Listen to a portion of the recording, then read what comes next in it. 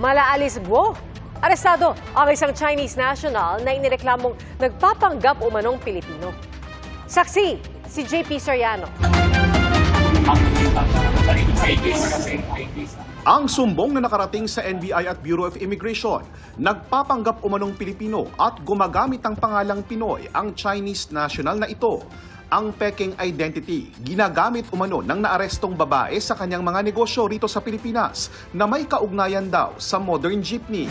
Another type of an Alice Guo case where there is a concealment of identity.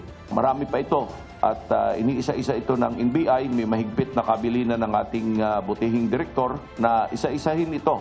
Para makumpirma ang natanggap na intelligence report, kinumpara ng NBI ang fingerprints ng suspect nang mag-apply siya ng NBI clearance sa fingerprints niya mula sa Board of Investments at sa biometric printout mula sa Department of Foreign Affairs gamit ang Pilipinong pangalan.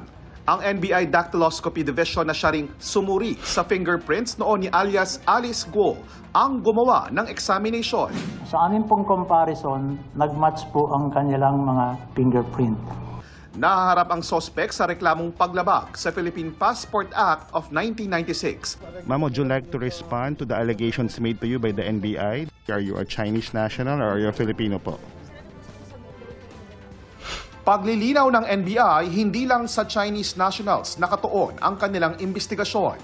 Bahagi raw ito ng cleansing process o paglilinis sa lahat ng foreign nationals na nagtatangkang mameke ng Filipino documentations at Filipino identity.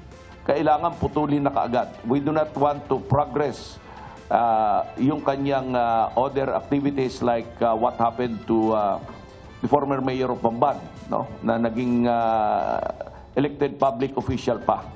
Para sa GMA Integrated News, ako po si JP Soriano, ang inyong saksi. Mga kapuso, maging una sa saksi.